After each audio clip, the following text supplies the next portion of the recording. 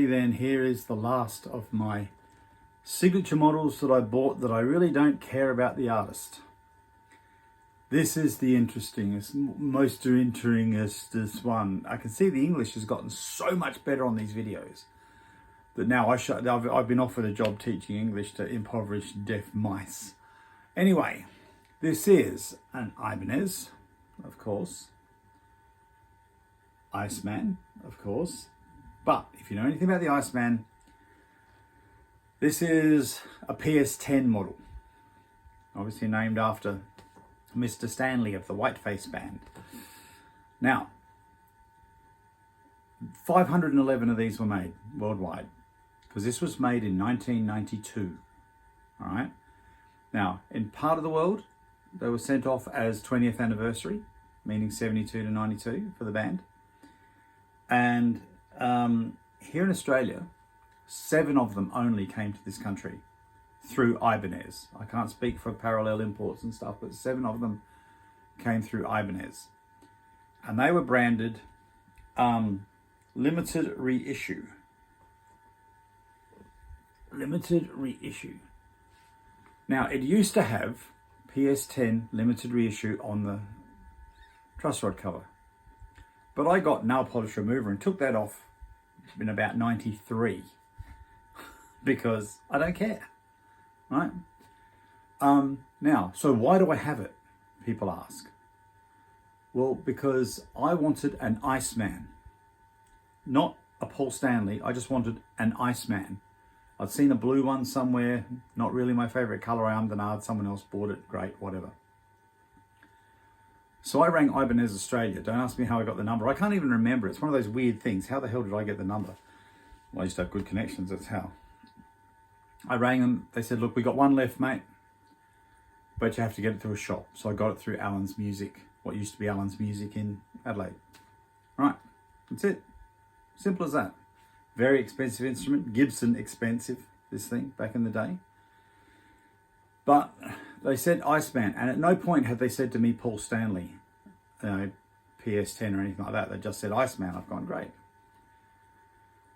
As we came down the stairs, it was when the guitars were downstairs, and I saw it in the distance, sitting near the case, and I turned to my dear lady wife, and I said, oh, funny if it's signed, eh? Autographed. Right? Now that autograph, no doubt he just signed this back plate and, then they put it on a random guitar. I've put what's called contact over that. I did back in the day. A friend of mine said I should have taken it off and just had another one made, and he's probably right, because this is now, A, I'm stuck with it, and B, it's, forever associated with. But I'm thinking about changing all the mirrors for green mirrors and making it my own custom and all that. But you know me, I'm thinking about doing this 500 years from now. I'm thinking about doing this. Won't happen. Anyway, so yeah, basically that's it. Abalone, genuine abalone neck, lovely piping, binding, around it. V1 and V2, I think, Ibanez pickups. Yeah, so this is one of the 7 that come to Australia. It's really that simple. I think they're, it just says made in Japan on the machine heads. It's not like Ibanez or Grover or whatever. But that's it. So this is the monster. Now I have toured with this with different bands all over the place.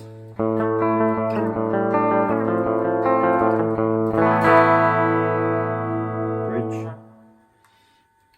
Both.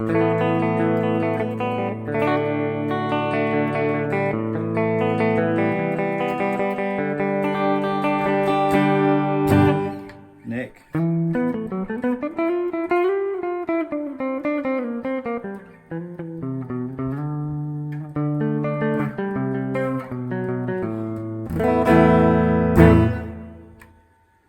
Funny, when I first got this,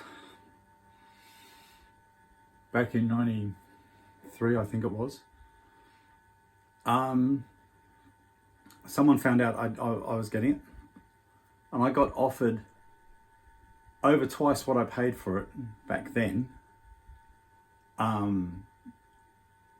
I sometimes think I should have taken it, but then I wouldn't have had an Iceman for all this time, and you know, I wouldn't have toured with it. But then the other side of it all is something I've completely forgotten. Brain fade. Okay, look. Please stand by. Technical difficulties. I tried to sell it recently, this, and nobody even wanted to give me what I paid for it 30 years ago. You know what I mean? So, yeah, I guess the whitey face band isn't as popular as they used to be. I'm not a fan. I'm a fan of the non-makeup era. They did an album called Revenge in about 92 or 3 or something. I think that's when these guitars sort of came back into their life. I like that. I like that era. But yeah. So anyway, I'm not going to play you any of their songs, you know, copyright and all that bullshit. So I'll just play something else.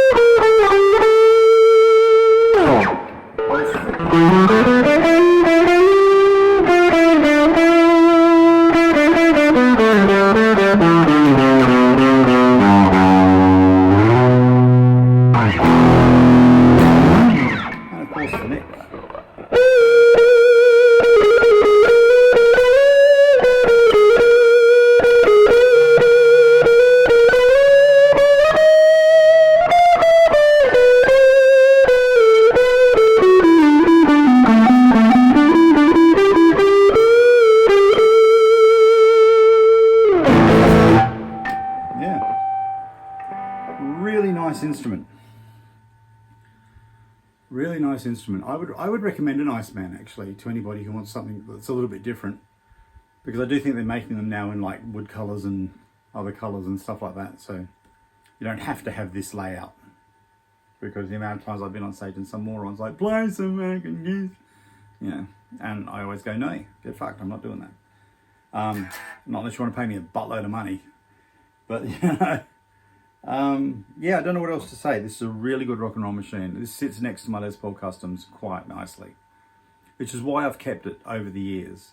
You know, why I put up with all the stuff, and I've just kept the guitar because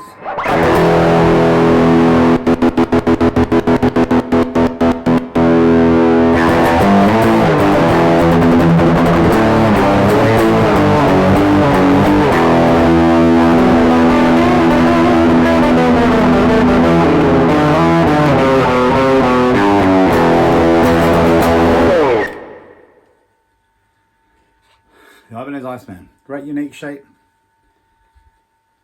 I'm a big fan. Right, so that was it.